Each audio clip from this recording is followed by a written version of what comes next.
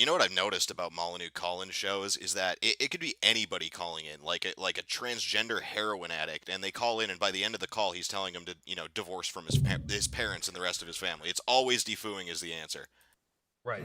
This is how cults work. Okay. And Yeah. this is actually an important thing. And I've actually talked about this, and watching Molyneux kind of woke me up to some other things. Now, I actually like Molyneux on some things, but watching him work people when they call into his call-in shows, it's like basically what they do is they subject themselves, they prostrate themselves. Sorry, not, they prostrate themselves before Molyneux. They put all of their personal relationships on public display for him to judge. And he gets to judge if they're worthy or not. And he always judges them as not worthy. This is what a cult does.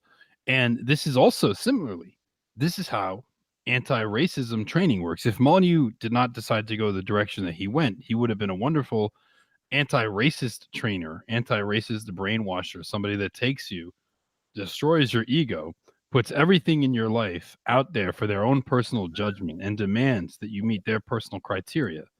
And then at that point everyone's putty in his hands. It's kind of pathetic, but there's also a lot of people that want that. Well, here's the They want somebody to do that. They want someone to lead them at that level. It's very weird and creepy. It's not my thing. But this well, let me here's the thing. judging. Anyway, go ahead. Sorry. Well, here's the thing. Like you're sort of projecting your intelligence among the normal, like terrible people that have no business making any decision for themselves ever. And I'm not saying Molly should be the one making decisions for it, but in a healthy society, they would go to a church elder or someone and they would lay these things bare. And he'd be like, no, dude, don't shit on your wife. Well, look, I want to throw this out there because this is a thought that's been kicking around my head for a minute. But like the cult of personality is kind of, I think it's a biological basis of human behavior, right? We used to be in these tribes of 100 to 120 people, and that was about 100 120 guys, but that's the real number, right? And it used to be are made. Yeah, it's pretty standard. It's a standard number. But no. So people would follow a strong leader, and the strong leader would, by their force of personality, tell people how to live their life. Fist, am I right? Yeah, whoever had the strongest fist in the group, powerful fist. And in the morning, you'd have 2 or 3 people that maybe could challenge it, but not really, right? And you see this even today. Like all of us on this, we each have our own kind of show, and I don't want to say it's culty personality type, but it kind of is. People follow strong personalities. People listen to people who can forcefully put it. Maybe you're totally wrong, but if you put it together well, if you've got an appealing personality, a good voice, whatever, a decent haircut, people follow that. So I really think that all of society is kind of adapting the cult of personality to a number bigger than 100 to 120 guys. Yeah, I see that, but I also think that there's a manipulative aspect to some of it that is like beyond what I would ever be comfortable. Like Molyneux does things with the people that I would never ever be comfortable telling anybody anything like that. Like, yeah.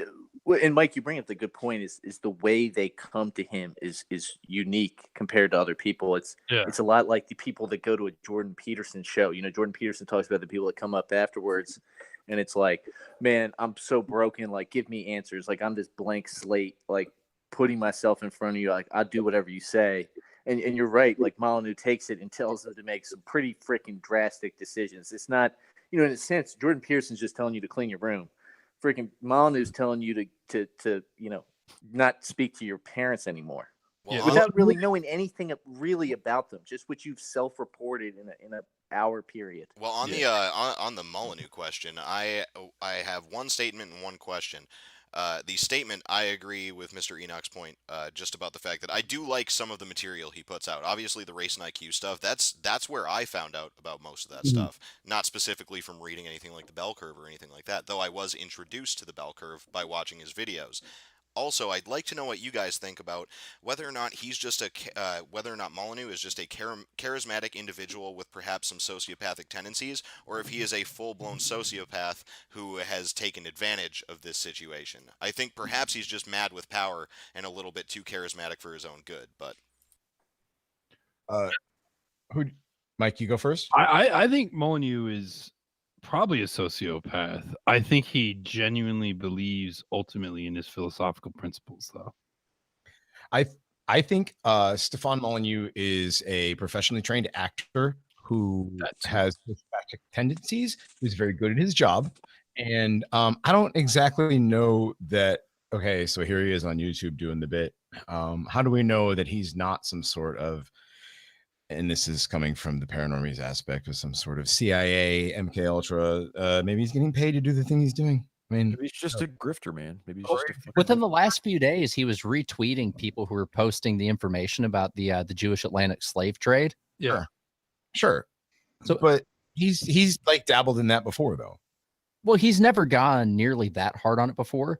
And the thing that I think will be interesting is to see if he wants to do what? The Jew too, right? The Michelin.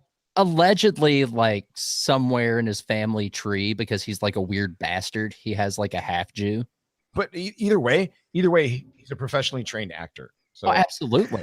Yeah, he's a narcissist. People onto this stuff. If you're bringing people onto this stuff, that's all that matters. Like they'll take it from there. He's not going to go the final step. So if he's like always tiptoeing up to the line and not crossing it, and I'm okay with that, because eventually Molyneux is not. You're not gonna. It's not gonna be enough. You're like, Molyneux, I know what's over that line, and I want to take that step. He's not gonna take that step, so that's fine.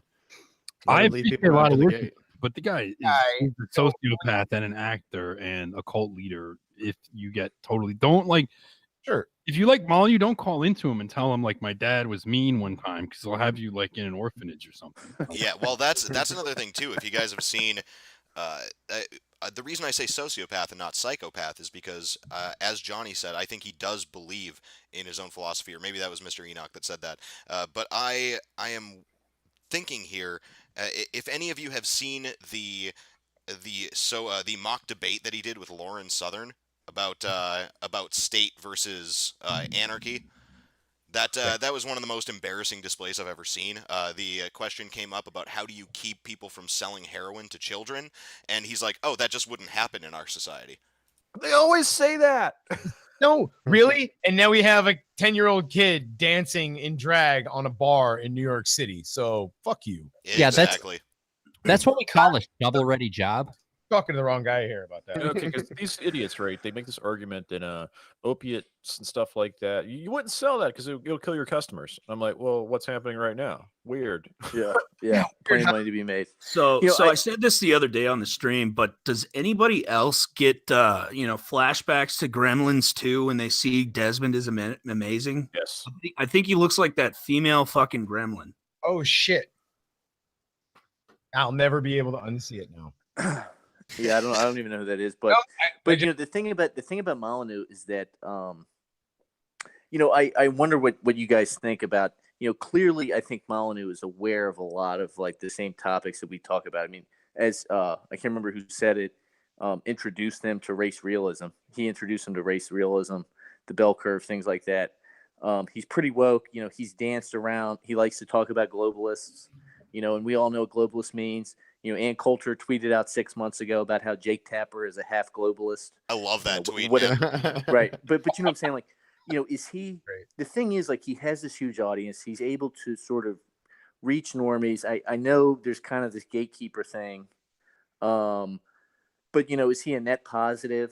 I mean, what are you guys feeling? I mean, there's this cult thing. I mean, that's a negative. The defooing is definitely his thing that is probably the most negative aspect about his program. Well, he's not he's not a very successful cult leader, because he's got that cult of personality and the whole defooing thing going on, but nobody has any real access to him. There's no commune on which he's gathering all these people. Even if he's forcing them to make bad decisions about family connection and stuff like that, it's not a very effective cult in my opinion. But I would say with the rest of Molyneux, I'd say he's a net positive, but he's a gatekeeper, and he rides the line of white nationalism on purpose. That video that he made about Poland and stuff, that short little clip that was up on Twitter, he did that on purpose. He does everything like that on purpose. The little hinting clip that he made at one point where he was arguing with a Jewish guy about diversity, and a lot of people have used that clip because he's like, oh, so you want open borders for America but not for Israel, that type of thing. I mean, he always rides that line, but he's as long as you can get past the gates, I would say that's the most important part, because I know I did. Like he copied the Poland thing from Ramsey Paul, right? I'm not familiar. Well, and the thing I think though that about him, and I think what's probably pretty evident is Mike. Mike is probably one of the very few people in these circles that is able to support himself off his work. Like, there's not that much money in being completely unpersoned off the internet. Molyneux is basically, he's got kids. This is his income. This is his job. I mean, he's in a situation where he really can't afford to like lose his income stream. I mean, in a lot of ways, it's like Gavin McInnes cucking. I mean, if they're really talking about hitting him with RICO charges, and we know, particularly how James Field was treated, like, the government was to come after you, you're going to be screwed. The guy's got kids, he's Pronounce his name. Educations. You mispronounced Gavin McInnes' name. It's McAnus. I thought it was. I thought it was Goyven McCuckus. He did. I feel mixed about it in the sense that, look, I wish he would stand up for what I think we all know is right. I wish he could martyr himself, but really we're asking him to martyr himself, because that's what it would happen. I think the big difference between looking at a guy like Stefan Molyneux and looking at guys like Gavin, guys like Mike Cernovich, is I agree. You cut out, man. Yeah, totally. Very salient point. Yeah, go ahead. Repeat yourself, man. But where we have guys like Cernovich, where we have guys like Gavin, doing everything they can to counter signal and to keep guys from flowing into dissident right political groups. Molly doesn't quite do that. He just says his piece and he leaves it at that. Like, I'm willing to give him a little bit more leeway than I give Gavin when he's out there dildoing himself, making out with Milo, and flipping his Range Rover blind drunk with his 2 fucking kids in the back.